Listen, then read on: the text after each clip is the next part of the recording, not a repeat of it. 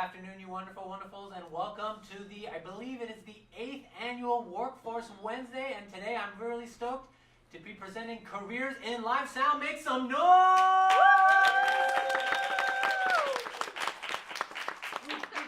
My name is Aaron Kelk, and I am what's called an Employment Training Specialist 3 here at City College of San Francisco. And so what that means is I have the utmost, utter best privilege and honor to represent photography, fashion, visual media design, cinema, and of course, broadcast electronic media arts students here at City College of San Francisco. And today I'm here with a powerhouse of a lineup to talk about careers in sound. Panelists, please allow yourself to introduce yourself. Okay, I'm Robert Preston, and I run a small recording studio here in town, and I met Aria at my little studio, which was a ton of fun. I think we did something We did a lot of stuff. pretty fun there, Yeah, right? we did that. And so that's me. I'm happy to be here. Great job.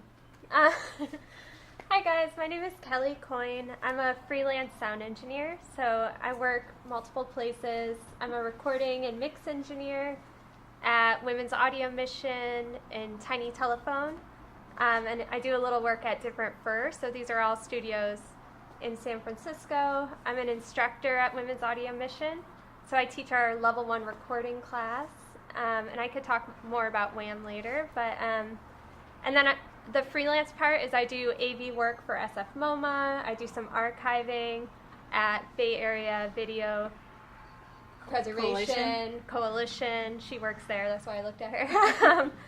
And yeah, I work multiple places and doing live sound and recording. Hi, my name is Allegra Bandy. I also do a bunch of different things. First of all, I am a musician by trade and training, and have been performing live, mostly jazz, for over 20 years, and mostly in the San Francisco Bay Area. I also started my own media production company called Odua Productions, and specialize in working with authors to narrate their own audiobooks. So I produce audiobooks and have been doing that for the last 6 years now. And am on my 5th book. It's the 3rd edition of The Ethical Slut by Dossie Easton and Janet Hardy. They're both the narrators for the book as well. And they're, let's see, I'm probably gonna do 2 more of their books this year. I also work at the Bay Area Video Coalition as their enrollment manager, handling their adult education, doing all the scheduling. So they teach classes, or they have classes in video production and post-production, as well as audio production and post-production. And I also teach their podcasting class, which one is happening this Saturday. They're 8-hour classes. It's an 8-hour class, but it's how to build a podcast and how to record and edit in Pro Tools. So all that into one. What else am I doing? I think that's all for now. Yeah. That's enough. That's enough. Plenty. It's enough. Excellent. Thank you, panelists. Unfortunately, Whit couldn't join us today. He's been asked away on business. So we're going to be rocking and rolling with these 3 wonderful wonderfuls. Panelists, thank you so much for taking time out of your busy schedule to come and share your experiences and insight with not only myself, but also these wonderful, wonderful City College students that we have in the room. I'd love for us to please start by having you tell us, when was the moment you knew you wanted to pursue a career in creativity? A lot of my work circles around the world of creativity, and so I think for all of us there's always like a moment or a series of moments. So what's one of the earliest memories you can remember connecting with creativity and saying, yeah, I want to do that? Let's start over there. I gotta think about that. I think ever since I was a kid, I just wanted to be an artist when I grew up, and didn't really know any kind of practical logic around achieving that. But that always stayed in the back of my mind. And it eventually evolved into being a fashion designer and then an astronaut. And then later in college, I had the epiphany to be a high school music teacher. And so then changed my major to music education and did my undergrad in that and ended up teaching high school. I was the performing arts director at Oakland Tech for a number of years. And then leaving there, it wasn't creative enough. And I ended up going into working for a journalism organization because I wanted to create more media. So, yeah, I was little.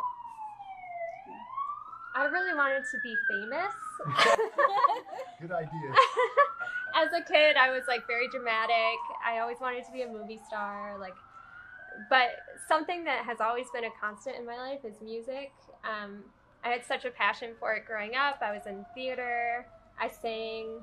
I went to college actually for like opera performance, vocal performance, and yeah, it's interesting because I didn't know about sound engineering. I didn't know how I could be in the music industry if I wasn't a performer. And yeah, and I also like didn't think I could do that part, even though like in high school, like science and math were my strengths. I was like, I don't really know how this connects with music.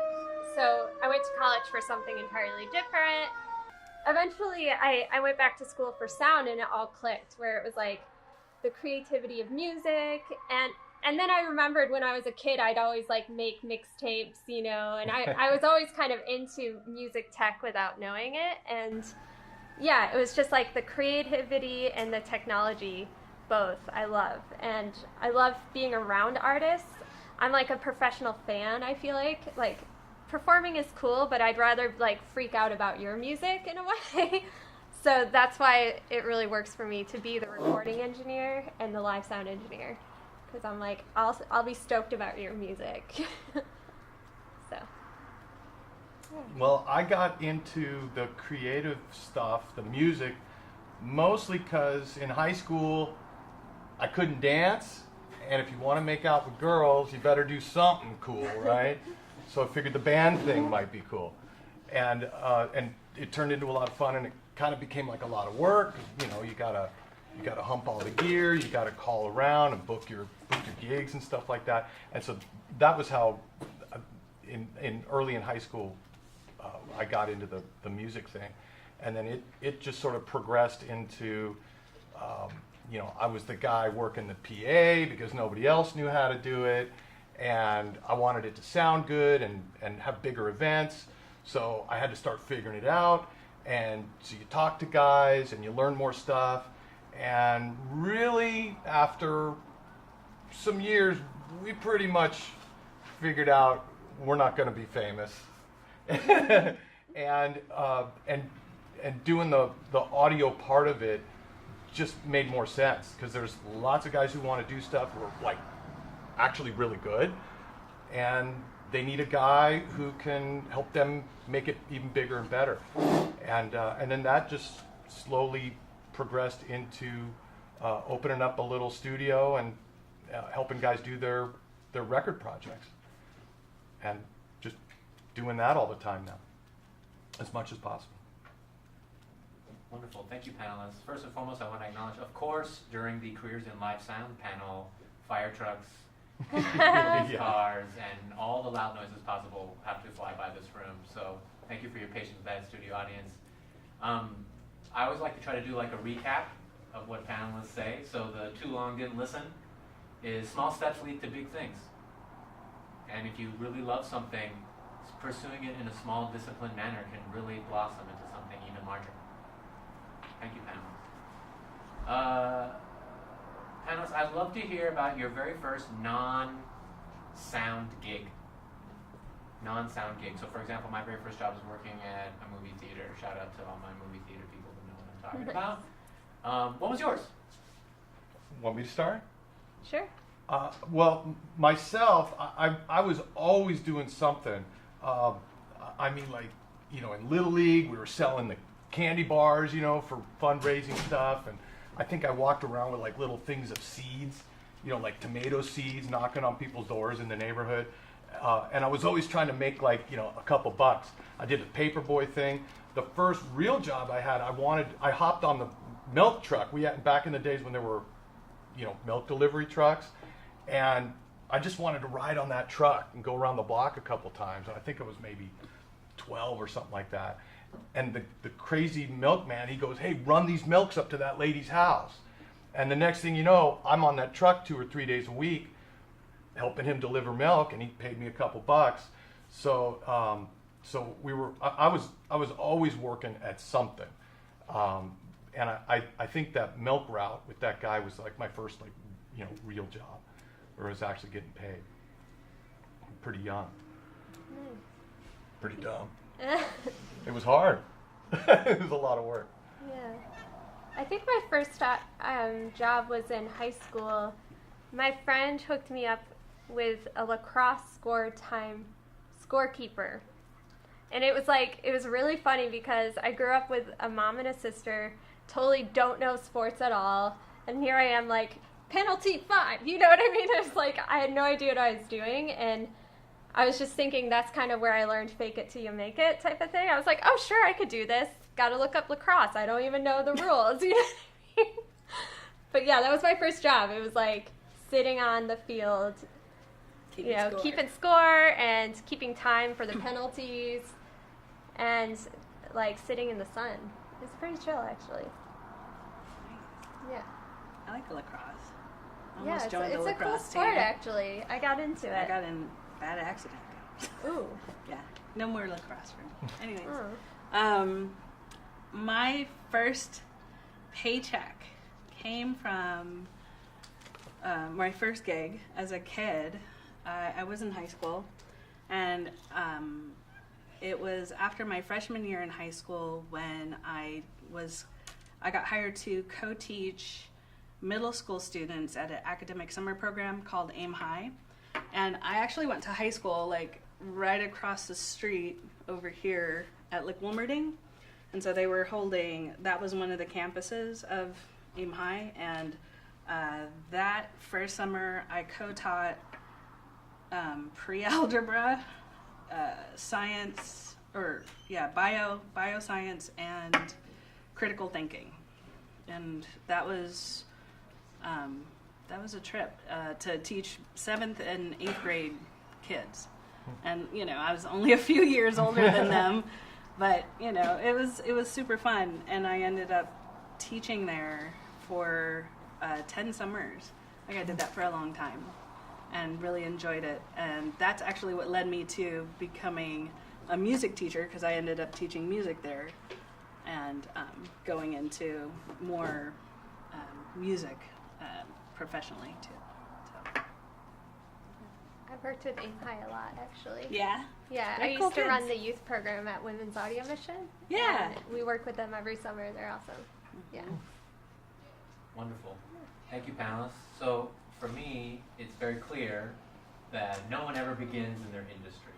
Yeah. I know the internet culture that we live in right now in 2019 makes us think, oh yeah, I should be this thing tomorrow, right? Instant gratification. And that's not the case.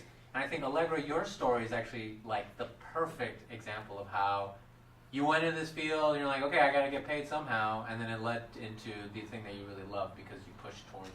You went to a thing, you establish yourself, you build rapport, you build a good reputation, and then you slowly made your way into it. Yeah, it was a trip because I considered myself kind of a problem child and like hated teachers for a long time.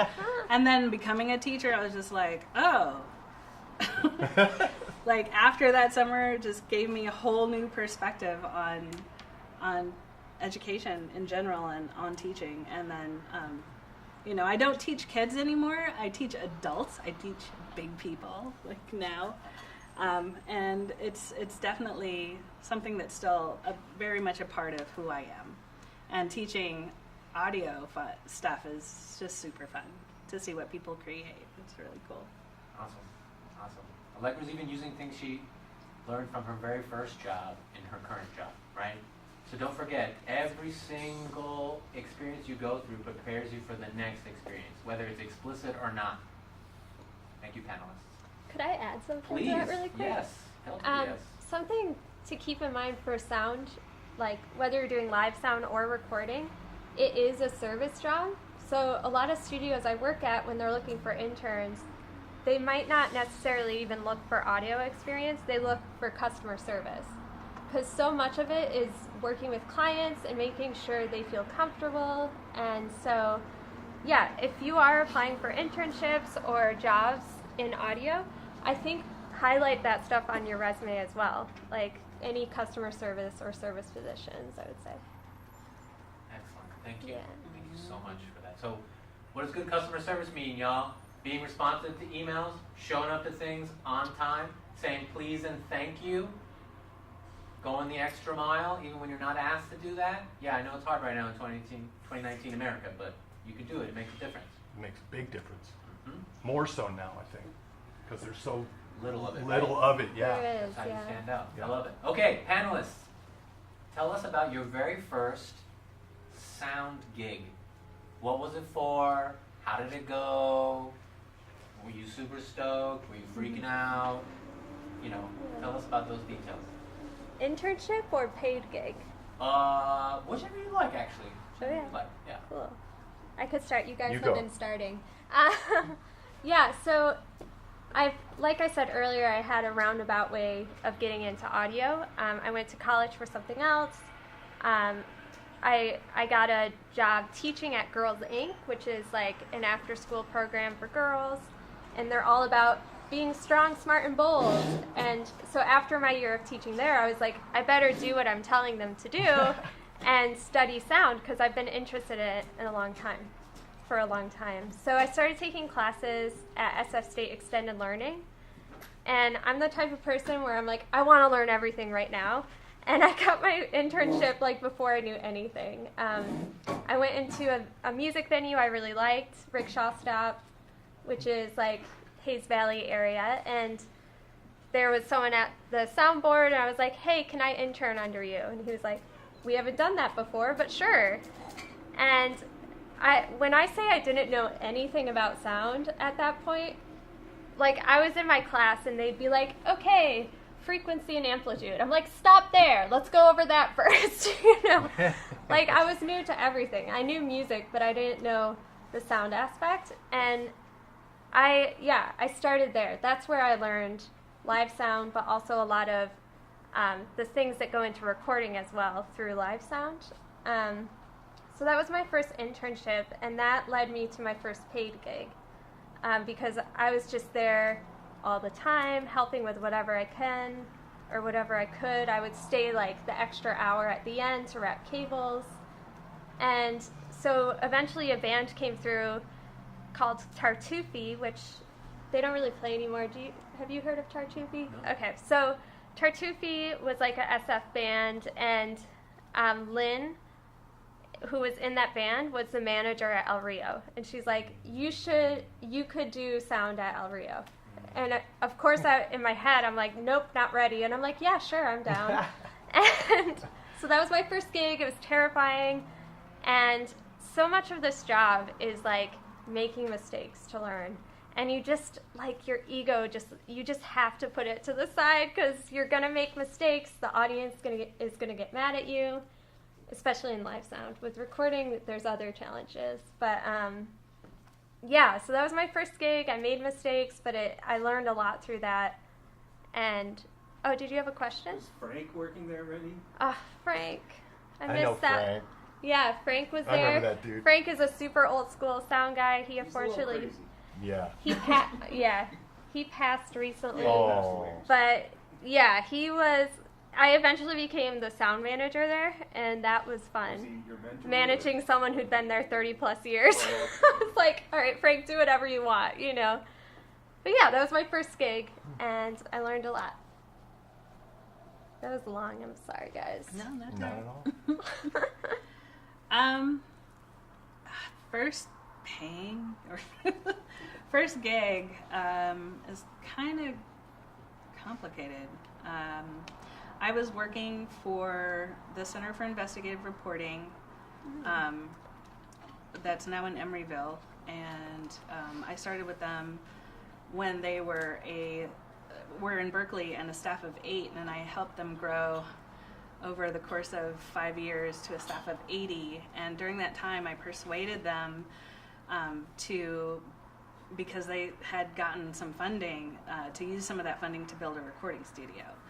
And so it took a little bit, but we did, and I didn't really have any experience in sound audio production or post-production, but had been taking classes where Arya used to work at the Bay Area Video Coalition through an exchange program, not exchange, but like an employee training program where I got to take classes for free. So I took as many classes as I could in design, video production, audio production, and post-production, and really found like that's what I really wanted to be doing, was like editing sound.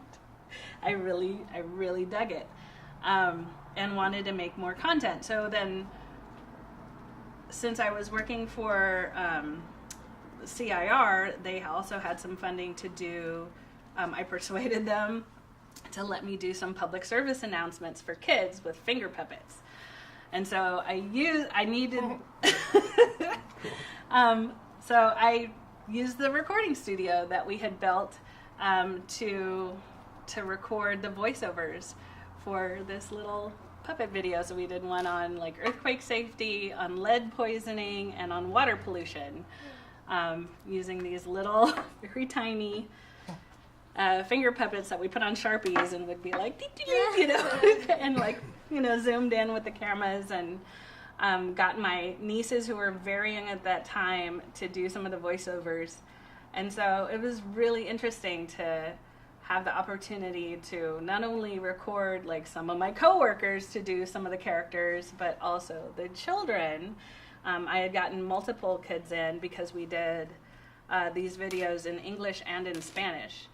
And so they were eventually aired on, I think, PBS and just a whole bunch of different venues. And I just found out like one of the handouts is still being used by the neighborhood, not neighborhood watch, but like neighborhood emergency organization, I don't know, for earthquake safety. So like that's still going. It's interesting.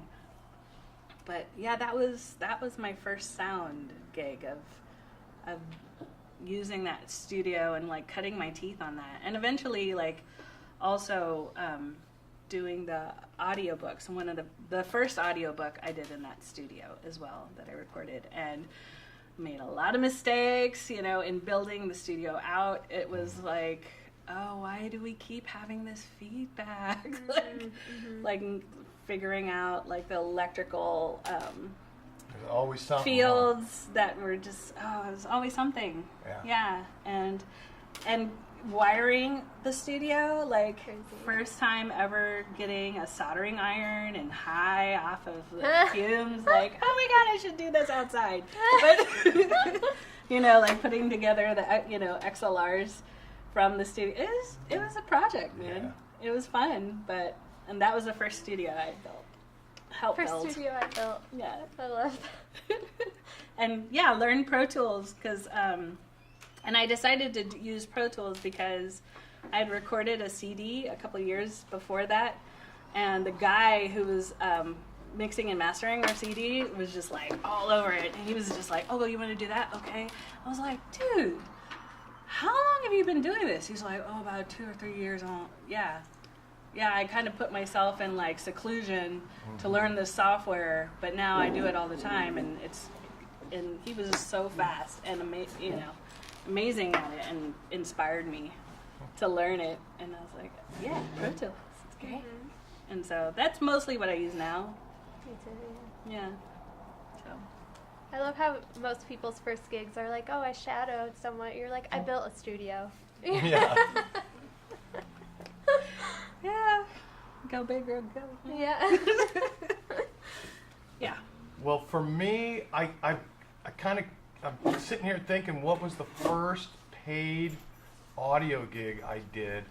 And I kind of can't remember because everything sort of overlapped, and ran into each other because my band thing, and I had the rehearsal room, and I was also a sales rep at the time, and so I had money coming in, and I was like, well, the band thing's fun, but it's not going to make us any money, but I could kind of like work on people's records with them in my rehearsal room, and I could bring stuff from my sales job in because I was selling audio equipment, which was cool. Worked out pretty good.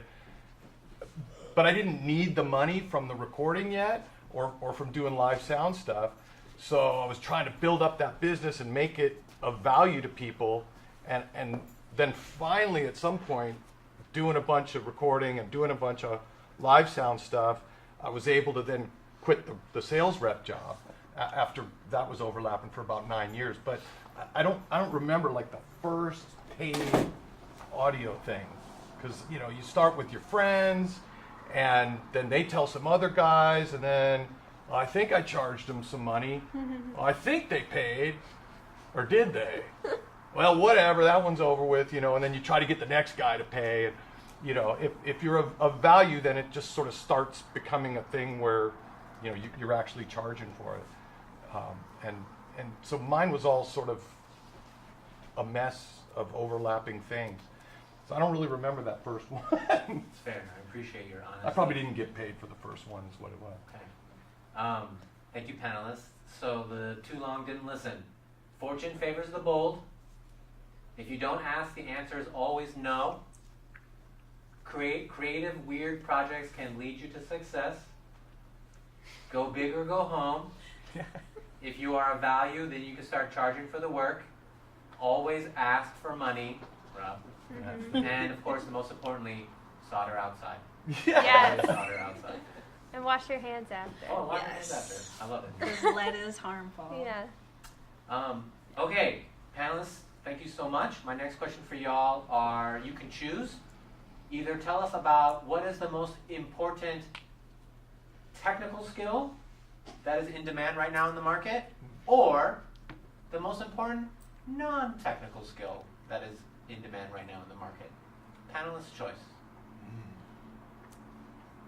That's tough.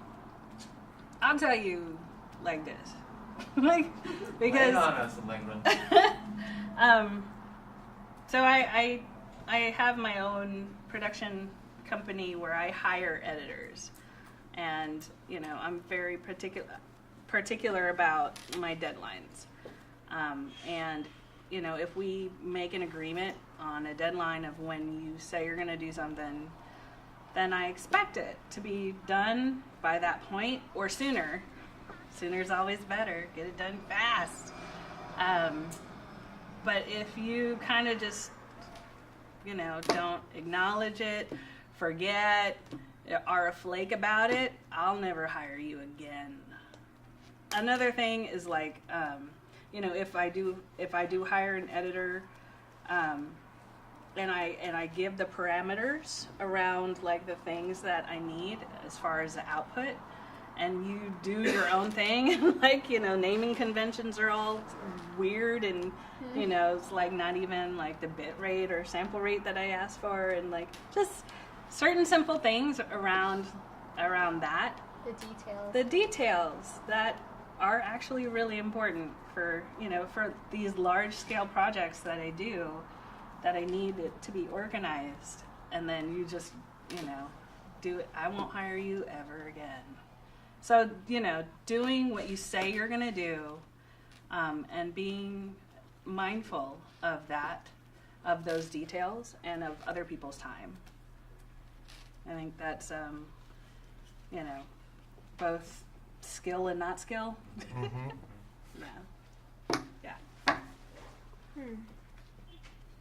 have like 1,000 things floating in my head right now. I'm like, what is... Well, one thing I've noticed, I've tried a few times to get like either a second engineer at my small studio or an intern or something, and I was never able to pull it off for whatever reason. But when guys come in, it seems like what I notice is guys today, and gals, whatever, people today, they're really good with the computer part of it, the software part of it. You know, these guys know Pro Tools or Logic or whatever, but they hardly know any of the other stuff, like getting a mic, you know, from there to there, and then back to there, you know, and they're like, patch bay, a mixing board. It's like, dude, that's to make it easier.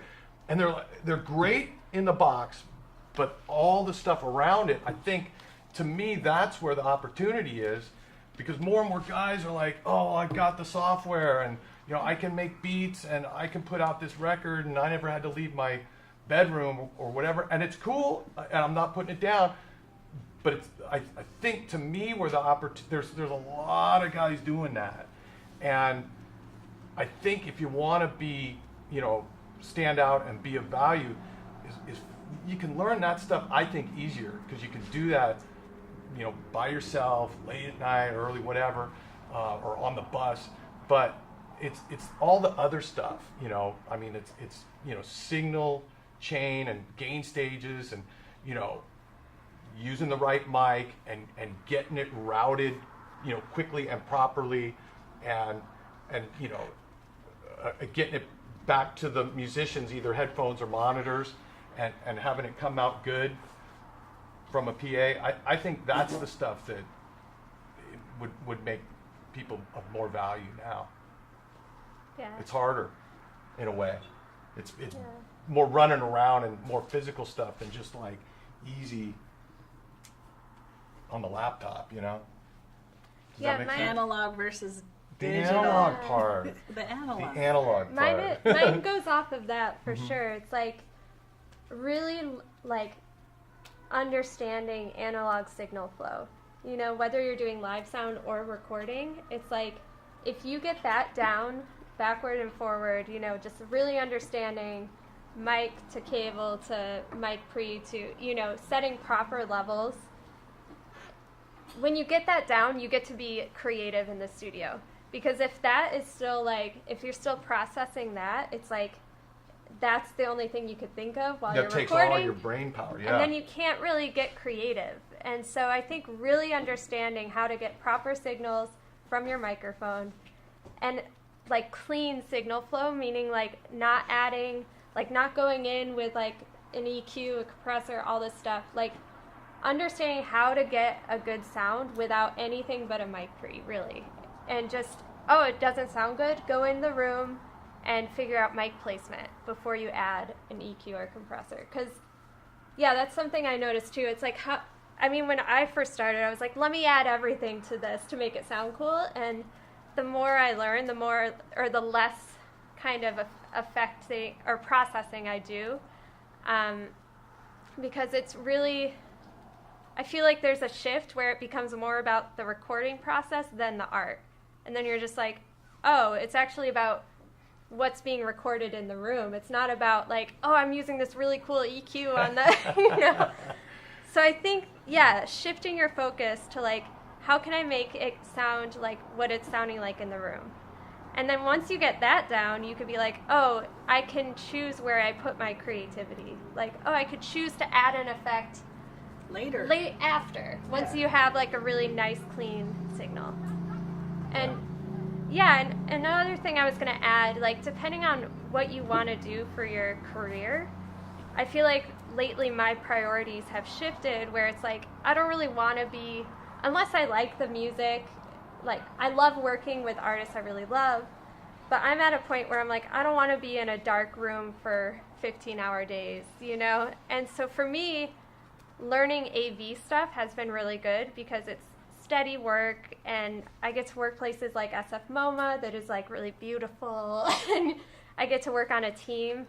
So like there's a lot of digital AV stuff that's coming up in the market, and I think understanding like Crestron and like digital signal flow kind of and presentations and stuff like that is really helpful if you're looking for like live sound in the AV world. Which there's more and more of. There's Yeah, it seems and there's like it always opportunities in that. Yeah. Excellent, excellent, excellent. Thank you, panelists. So, The too long didn't listen. Follow through. Quote The Simpsons, garbage in a garbage can, people. You say you're going to do something, you do it. Simple as that. Follow instructions / details. Being mindful of other people's time. It's not enough to know, and I interpreted your response, Rob, it's not enough to know the software, but must know the hardware piece too. Yeah. So be of value by learning the hardware stuff. Signal, chain stages, gain, the right mic, getting it routed quickly, properly, getting it back to the musician, and then, I think the general theme is analog first, digital later. Being more specific, to Kelly's point, is how can I get it sounding as best or as accurate as it's sounding in the booth or in the room, and then playing around with effects and shenaniganries in the software after. Yeah. Is that right? Yeah. Okay, excellent. So, we have 6 minutes left before we take our first quote-unquote commercial break. So this is another panelist choice, and of course everything about life has light and shadow, so I want you to please choose your response to one of these questions. You can tell us either about the best or worst sound experience gig that you've ever had, or tell us about the best or worst piece of career advice you have ever received. So again, the question is best or worst gig, or best or worst piece of career advice you have ever received. And I'm going to keep you on a timer because we got 6 minutes. Oh, jeez. That's Take it away, really Pamela. advice. Boy, that's a tough one. I have an experience. I don't know if it's the best or worst, but so a couple of the authors that I work with, one is 75 this year, and the other one's in her late 60s. And there's, as a vocal coach, there's a lot of things that I have to kind of help them with in the recording process. So there's, dentures, there's mouth noise, there's colds, there's spinal surgeries, it just runs the gamut of like whatever your talent will be going through. And in recording them, it was a real lesson in patience and compassion, and like trying to, knowing that there are limitations to the talent, but it needed to get recorded. And my job was just to make it sound as good as possible, right? And the hardware, and then later on in all the editing, a lot of editing and, correcting of that. But to let it be what it was going to be and not be critical of the person, and to just encourage them just to give their best, whatever they could give at that point in time. So yeah, it was, it was a learning experience for sure. The worst experience that is coming to my head is, it actually happened within this last year, and I was doing a sound gig at Verdi Club for 3 bands, and they were super like legendary musicians, like Mission, like hardcore Mission artists, and it really went downhill because they were all really drunk, and it was just, I don't want to get into a bunch of details, but it was like the main problem was there wasn't a point person to be like, hey, who's going on, what's going on. It was just 3 bands that were mad at each other because they all wanted to go last. Oh. And so I set up for the band that was supposed to sound check first, and then someone came and got really mad that band was sound checking first and threw all their gear off stage, and including the mics. Oh, man. And so I think the lesson for that was like, it made me really, really appreciate when there's a point person for live gigs. Like, there has to be a manager of some sort, like a stage manager. So that's really what I learned from there. But it was also like, okay, we're gonna do the best we can. And yeah, sometimes you have gigs where you're like, should I walk out or should I just?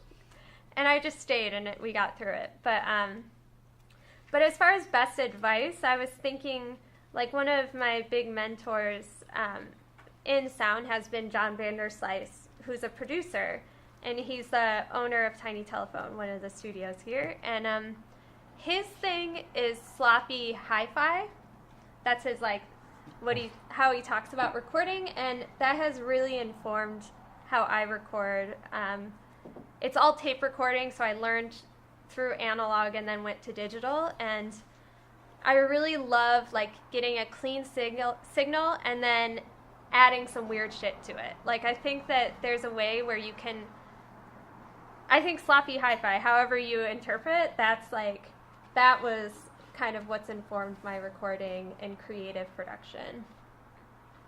For our studio audience at home and my own edification, can you give us an example of what sloppy hi-fi might sound would be like? Yeah, it's like getting great levels on the mic and then like throwing a SM58 on the ground and really messing up the signal with distortion and putting that low in the mix, where it's like, or doing like different tape echoes that are kind of off and low, like the pitch is slightly off, and it adds this imperfection to the recording that is really nice on the ears. Yeah. Awesome. So if I'm hearing you correctly, it's almost like getting great levels on the mic and then getting creative via separate tools, right? And, yes. And it's those separate tools that kind of create the imperfection, because we all know that perfect is boring. Yeah, and they're all of, when you're recording on tape, there's a lot more room for the actual performance instead of perfection, which is fun. Thank you. That's wonderful. Rob. Well, I've got some really dorky sounding best advice, and I'll spare you where I heard it, but it made sense later. The guy said, keep your day job. and really the day jobs that I've had have added to, even the ones that didn't pertain directly to like audio equipment or whatever, but I do think that, for one thing, you got to do what you got to do to kind of feed the habit, before the thing starts, making you a living or enough where you can, quit the day job and have this become your day job. But I also think that anything you do, like we were talking about before, it can add to the thing that we're ultimately trying to do, the audio part of it, because there is so much of it that is, like we're talking about customer service and things like that, stuff that isn't exactly, Pro Tools or microphones or mixers or speakers, but all the other stuff, and a day job can train you and build you for that part of it too, and just make you valuable. So, keep your day job. Excellent. So, thank you, Rob. Thank you, panelists. The too long didn't listen. Let the product be what it's going to be. Don't be critical of the artist. Encourage the artist to give their best, whatever they can give at that point in time. Don't be a dick, and treat everyone with respect. Someone should always be a stage manager / producer. Step up and step back. Sloppy hi-fi.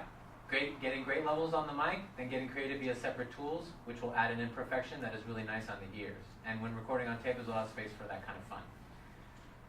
Lastly, keep your day job, because your day job can inform your dream and passion. All right, ladies and gentlemen, welcome back to Workforce Wednesday, Careers in Live Sound. I'm here with the wonderful wonderfuls of the various fantastic and powerful sound industry in the Bay Area. We're going to start with a question from our production team because I love them so much and they get priority in my heart. I saw a film by Khalil Joseph, director of Kendrick Lamar's Lemonade, and the film had great sound design. What do you define great sound design in either movie, film, or music? That's more up your guys' alley. Great sound design.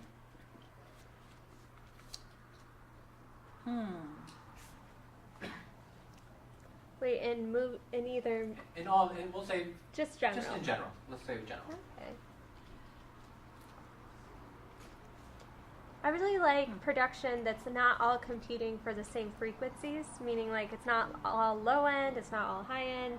Like One thing that I help artists with is if they have they have a song and it doesn't have a lot of high-end content, I'm like, oh, maybe we can add a synth or like some like percussion or something to fill out the whole like sound field. So something that, and also just not have a lot of like muddiness and low end everything like competing, So that's one thing I thought of.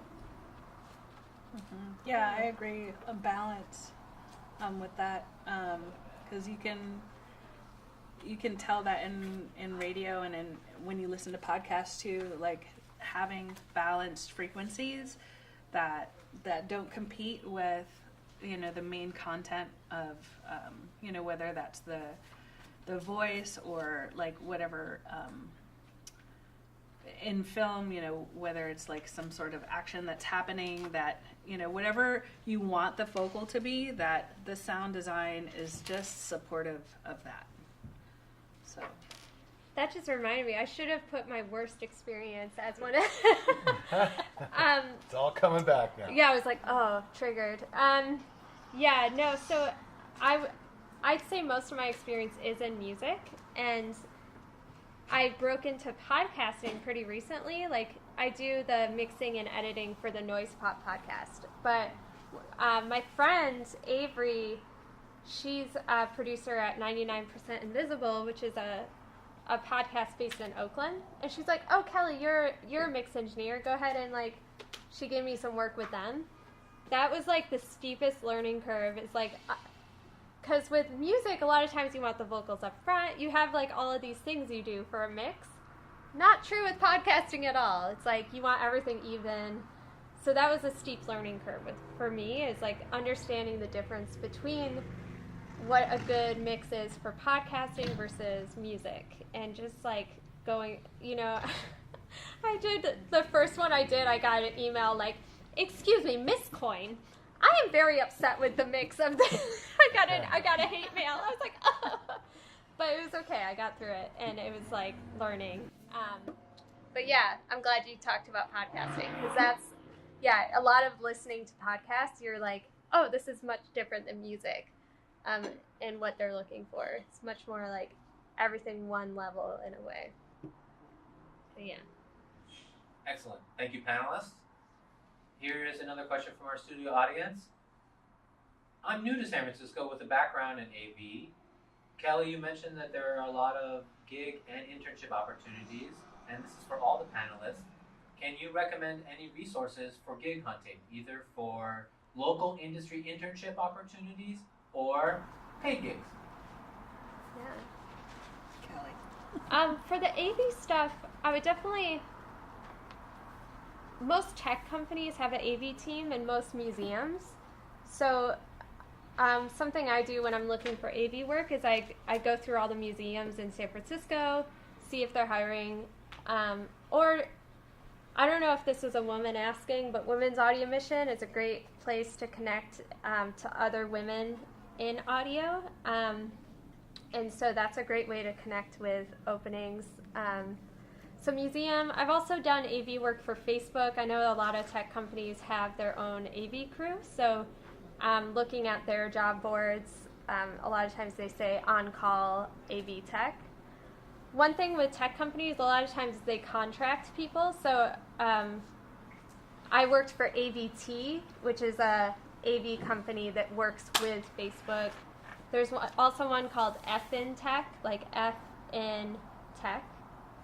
Like, yeah, the letters F in tech. And yeah, so there, I was like, that sounds like, okay. But yeah, that's where I would start. And also, one of my favorite things about being in audio is just connecting people with like the connections I've made. So come talk to me after if there's a specific question you have. I know some guys that did a bunch of studio work and live sound work, and they get a lot of jobs at Moscone through, I don't know what union it is. Do you know? Local 16. Yeah, so that's a great opportunity too. Yeah, and I think there's a lot of jobs. Yeah, There's I just should a have lot said that. going They're on. looking for people right now. Yeah. On-call AV techs, Yeah. Local 16. Yeah. Some really legendary people work for the union. Yeah, you can learn a lot from those dudes. Huh? Yeah, like I just work, I think his name is Frank. I worked for this guy, Different Frank. different Frank, and you So know, he's still I was alive. just working at SF MoMA. It was just a random gig for Yale. They had like this whatever, and they hired the union. And I was talking to this guy, and he's like, he goes on tour with the B-52s. He used to be with the Ramones. Like he had all this experience, and he's in the union. So that's a really cool way to learn, like connect with people in the industry, and they pay well. And because it's a union, you get breaks, which a lot of audio places you don't get breaks. So that's a great place to look. Yeah. Anything to add,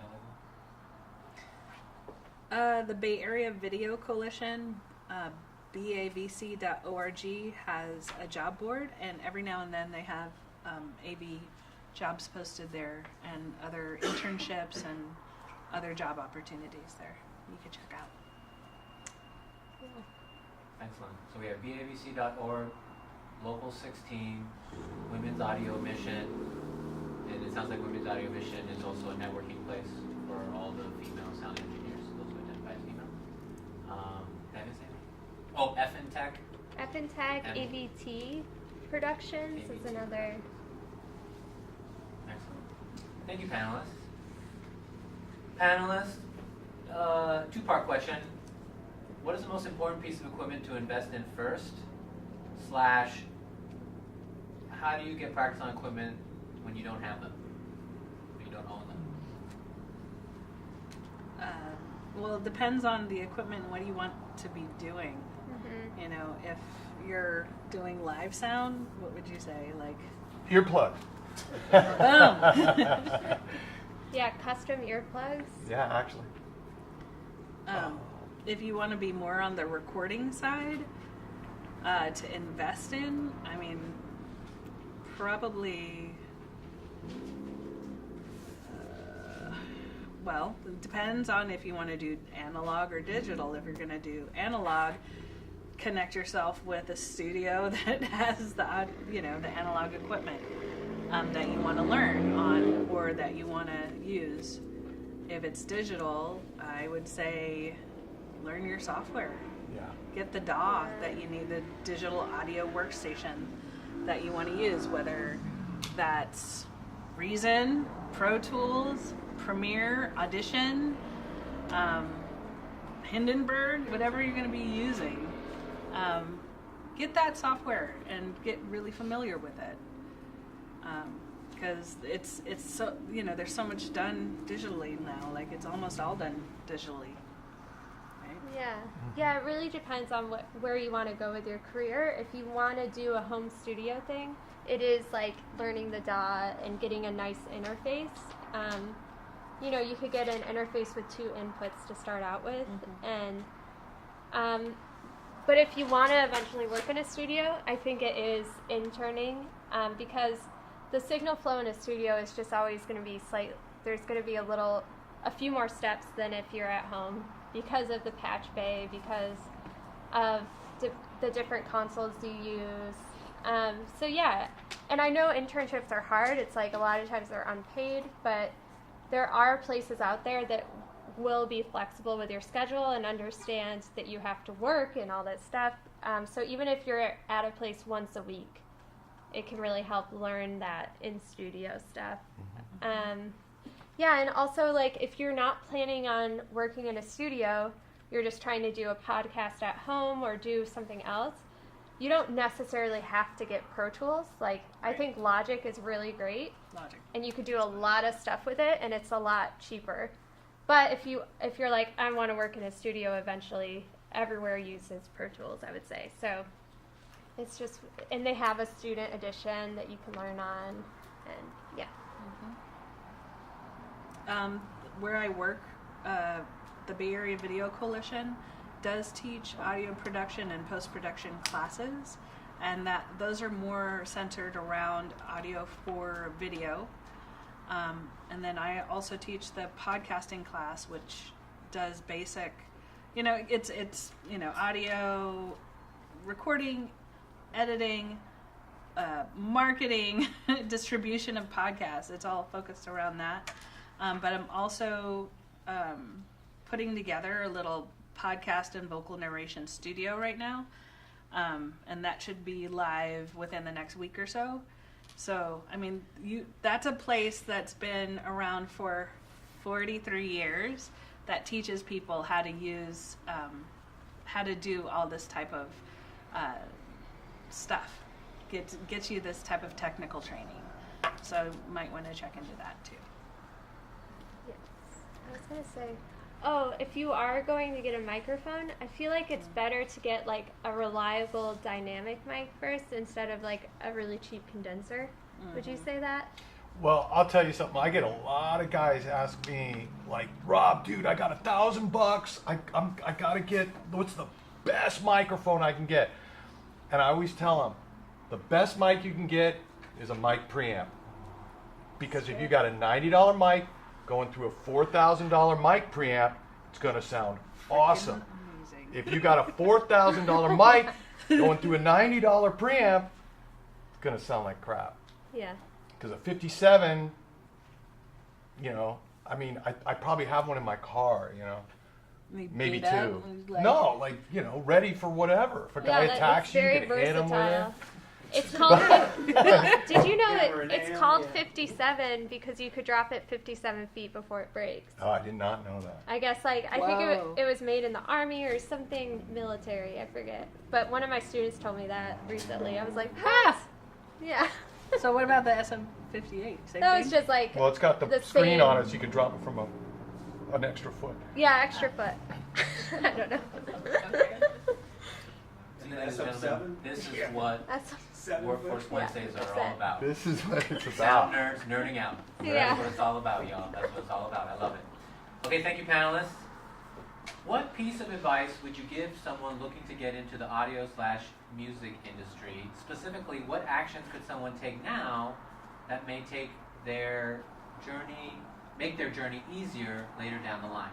So again, what piece of advice would you give someone looking to get into the audio/music industry, and what actions can someone take now to make their lives easier later on? Well, all the stuff we were saying, you got to know the software. You just that has to be like nothing. You got to be able to fly through the software, and all the hardware stuff. But I think it's just making just getting in with as many guys as you can. If you're trying to do live sound, do sound at some venues. Try to get in, and I guess the word is network. Get with guys, bands who are doing stuff, who could use you, helping them out, and just making as many contacts as you can. Yeah. Can you be a little bit more specific as to how to, besides like straight up going to the board and Kelly coining it and being like, yo, can I intern for you? I'm going to just use that phrase from now on. That's why I love it. So Yes. badass, Kelly coining it. But how does one do that practically? Yeah, Right? how I do know you- we can speak in general. I Yeah. think a lot of times, the brand new seedlings are hungry for specifics. Mm-hmm. If you can give an example or two. You say networking, get with guys. Like, what does that mean? Well, I mean, you could go to venues, and I know that there were some studio guys who used to go to like open mic nights, and when there was a band that was, or an artist that was doing something cool, he'd just approach them and say, hey, I want to record your thing, so you can literally just go out there. And I know a lot of studio guys got a lot more business by being a sound guy at a club too. Or if you know bands that are doing stuff and they're doing shows, ask them if you could be their sound guy. And so then you just got to work it out with the club that, hey, this band is bringing their own guy, it's going to be me. And you can kind of worm your way in that way. Interesting.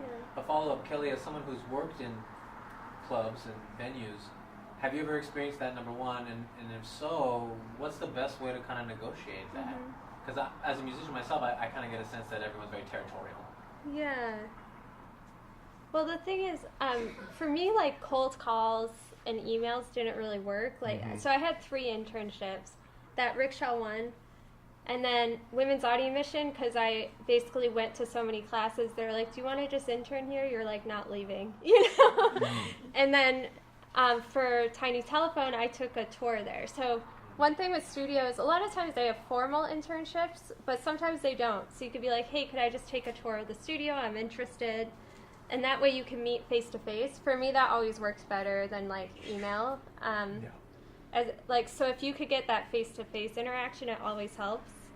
And, yeah, one of my jobs at Women, it wasn't even part of my job, really, but one of my things I loved to do was connecting interns we had there to jobs and internships elsewhere. And, like, I think it's just, like, I don't know, just asking for what you want. Because a lot of times when I would have interns, I wouldn't really know specifically what they were into, and I wouldn't know how to guide them unless they let me know. And so, yeah, just as much as you could get face-to-face. And also, like, all of those internships led to jobs, because you have to make it so they miss you if you're not there, in a way, where it's like, I would always be the last one cleaning up, you know, like, you have to make yourself an asset. So when your internship is done, they're like, shit, we need to, like, pay this person so they could stay, you know? You've got to become indispensable, right? Yeah, so as much as you could do that, like, go the extra mile, and it's hard. You don't really know why you're doing it while you're doing it. You know, like, I'm tired, I'm working, like, at this cafe and going to school and, like, staying late at this venue, but it did lead to work because they're like, oh, this person works really hard, and it's going to suck when they're not here anymore, you know? Yeah. So, yeah. So I want to answer this question from, like, the artist, the talent perspective of someone trying to get into the music industry. You know, when I wish I had known this a long time ago when I was really young, that, you know, being an artist is really being an entrepreneur, and being kind of like you start out as your, like, one-man show, one-woman show, or your one-band show, and you have to treat it like a business. So in that process of forming your business and your band, number one, make freaking good music. Like, don't make some crap. But 2, you know, make stuff that people actually want to listen to, and build a following. And the way that you do that is you should have a bit of marketing knowledge. You know, learn how to do some marketing for yourself, because music nowadays is really, like, a lot of the independent music producers are having to get their stuff out there by themselves. And so being savvy about being your own business person, you know, treating your music as a business that, you know, deserves the care and attention, that, you know, if you want to get yourself out there and get known and do the networking, you kind of have to show up as you have to show up as a professional. You know, if you go into the studio, you go and you know, respect the people's time whose studio it is, right? You go in there to make your freaking good music, and then you learn how to shop it, right? So whether that is versus, you know, building your own following, doing your social media campaigns, maybe hiring a marketing and PR person, also making sure that everyone in your band, or, you know, being organized and organizing your people, you know, being a manager or hiring a really good one, right, is going to be able to position yourself to be professionally presentable. And people want to work with professionals. You know, people don't want to work with some janky half-ass bands that, you know, might make some decent music, but, like, they don't have their stuff together. They always show up late, you know, the sound checks, or, you know, the kind of thing. And aren't really telling folks, oh, I got a gig. Well, how come nobody's here? Well, did you tell people? You got to do your own marketing, and everyone in the band's got to do a little bit too. You got to make sure you got a website. I know that's kind of basic, but some people don't think about these things, and putting your brand together, right? Getting that all streamlined so that you're able to keep shopping it, build your following, and and also join other organizations. In San Francisco, there's the San Francisco chapter of the NARIS Foundation, or NARIS, National Academy of Recording Arts and Sciences. They put on the Grammy Awards. There's a chapter here in San Francisco. You can sign up with them. You don't have to have something published yet in order to sign up with them. But they also have like a bunch of different, events throughout the year to get people together, get recording folks together and artists. So to start meeting people. And again, people want to work with professionals, right? So you want to present yourself as such, even if you're just the guitar player, even if you're just the singer, whatever. But yeah, that's my take. Thank you, panelists. I think this might either be our penultimate or ultimate question, because I want to save some time for some final promo plugs y'all want to make. What is the best way to not feel overwhelmed when starting out, especially thinking about learning and working? What is the best way to not feel overwhelmed starting out, especially when learning and working? Well, if you're prepared as you can be, then it's not quite as freaky when you get into the situations, even though you never prepared, right? You get there and you find out there's all this other stuff you wish you knew. But I think if you could just think about the stuff that you need to know, and get a grip on that as best you can. We were talking about like if it's recording software, if you're going to be working on this such and such a mixer, you like I like reading manuals. I'm weird, and I literally read the manual like from page 1 and all the way through. And if you get your hands on it and mess around with it, then you're that much better. Mm-hmm. You're going to get there, and there's going to be like a whole bunch of stuff you weren't ready for, but at least the stuff that you knew you needed to know, you kind of know as best you can. It helps. But just be prepared to be overwhelmed. And kind of thrive on that, because that's why this is fun. Because it's not, it's not punching a clock. It's not normal. It's not a normal industry. But that's why it's fun and cool. And that's why, I do it for a lot less money than a regular job. But you're going to be with like non-normal people doing non-normal stuff, and it's way better. So you just got to go for it. Yeah, I feel like there's a few ways I deal with that. One, for me, I always have to have a balance of like being dedicated to the work, but also reminding myself it's not brain surgery. Where like when something does go wrong, it's like, okay, no one's gonna die. Like I have to kind of be like, it's really not that big of a deal in order to free up my mind to like solve the problem. So that helps me, and it's also having a community, like people in your class exchange numbers, like people who are in the same boat as you, who are starting their career and like freaked out. Like it's really helpful to talk to each other and be like, oh, I had this gig and I don't know what happened, and like work, like have a community around that if you can. And what else was I gonna say? Yeah, just like People to bitch to. Yeah, have people to bitch to. Yes, especially. Well, I won't get into that. But anyways, yes. But also, for me, what helps is, especially working with artists, is remembering that they're probably more freaked out than you are, because you don't have to be on stage.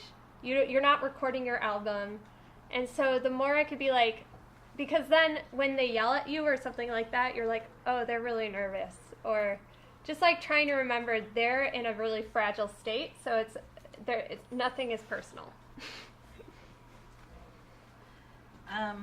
Yeah, thinking about being overwhelmed in general, it reminds me of the saying, like, how do you eat an elephant? Bite at a time. One bite at a time, right? So, being able to kind of look at, oh, I have all these projects, like this year I'm trying to finish up an audiobook in a month. I have 2 more to record by these authors by the end of the year, because one of them's getting turned into a Netflix series next year. I'm buying a house this summer. I just got married. So yeah, there's a lot. And so thinking about like all the things that I have to do, it helps to do the easy stuff first, right? Some of the things that you can knock out right away, right? And to do something every day that works towards those final goals, right? So like all these major things that you want to get done, something every day, right, towards those things. So, because there's only so much time in the day to get stuff done, and you just gotta plug away a little bit at a time. For me, it's like reviewing some of the work that I hired an editor to do, right? That could take, the same amount of time as folding my laundry, right? I'm listening and I'm folding my laundry, like trying to do whatever I can with the time that I'm given. I love multitasking. I can't do it all the time, but when I can, I try. But yeah, one bite at a time. Mm-hmm. All right. Thank you so much, panelists, for coming and participating. This is your time for any products, websites, events you want to plug or promote. Please know this will be videotaped and probably shared with students in about a month or 2 months, so nothing super timely. But if there's any service you want to promote or plug, this is your time to do it. Take it away, Rob. All right. I'll plug my little recording studio. If anybody wants to, they can get my info from you, right? Yes. So if you want to come visit, I would love to have you. And if you want to come record at my place, I'm cheap and easy. At the recording studio, I mean. And anyway, Gross, Rob. I'd love to have you guys visit. Some people have been there before. Yeah. Cool. So anyway. What's the name of your I would be honored. studios? It's called Get Real Productions. Is that by Secret Studios? It's in Secret Studios. Yeah, I have a space built out amongst 130 rehearsal rooms. So I get a lot of business that way. Someone said, damn, Rob, you don't seem like it, but that was actually a pretty smart idea. You park your Yeah, true. apple cart right under the apple tree, Yeah. It's kind of a double-edged sword because, like guys like Aria is right up the hall making a big racket while I'm trying to record, a vocal or something. But it works out pretty well. And as a personal customer of Rob, I got to tell you, the best. Fun, right? We have fun. It makes it easy. Easy. Super technically savvy. And I have beer. Apparently he has beer. That's your thing. I don't know. Not a lot of snacks though. No, I got the chips. We got the Need more chips. fruit in there, bro. Fruit. Yeah. I thought beer was fruit. No, it's not. No. That's a yeast. All right, Kelly, Allegra, final plugs and promos, please. Go. Yeah. I think I would just plug Women's Audio Mission. Check them out. They do so much in the Bay Area, but they also, I'm going to Nashville with them next week. They do conferences around the U.S. highlighting awesome women in audio. And then I just want to plug something cheesy, kind of, but for me, like, success has kind of changed, like, what it means to me, and I really think this, the sound environment, the audio career path, a lot of times, like, inner health and self-care kind of gets put to the side, like, oh, you should work 20-hour days, blah, blah, blah. Mm-hmm. But I've really learned, like, the more you value your time and the more you get that inner like serenity, that's when you're gonna get more success in the audio industry, when you're like more authentically yourself. So I would say like early on, don't put that to the side. Like make that a priority. Plugs, the Bay Area Video Coalition. They have lots of cool classes and facilities where you can learn different softwares and equipment. Odua Productions is my production company where I do the audiobooks. How do you spell that? ODDUA Productions. And then AllegraBandy.com for my music. Yeah, that's it. Oh, wait, sorry. August 20th is the next time I'm teaching the podcasting class. So if you want to do like an intensive how to build a podcast, August 10th. August 10th. Which website? Is the next time. And that's at the Bay Area Video Coalition, bavc.org. Okay, plug. That's it. All right, ladies and gentlemen, studio audience, this concludes the 8th Workforce Wednesday career panel. Thank you so much to Allegra Bandy, Kelly Coyne, and Rob Preston for coming in and sharing. I want to give a huge, huge shout out to our production team, Kasumi, Julia, and Adrian. Let's all make some noise for panelists and production team. Make some noise for yourselves. I'm sorry if your question didn't get asked. I was trying to ask questions that were very that had common themes or community focused. If you have individual questions, please feel free to network with our panelists outside of this room because we got to clean up. All right. Thank you, Arya. Thank you, Arya. My name is Arya Zanko. This is Workforce Wednesdays, City College of San Francisco, Arts, Media, Entertainment forever. Stay dangerous and gentle, y'all. I love that. Thanks for having me.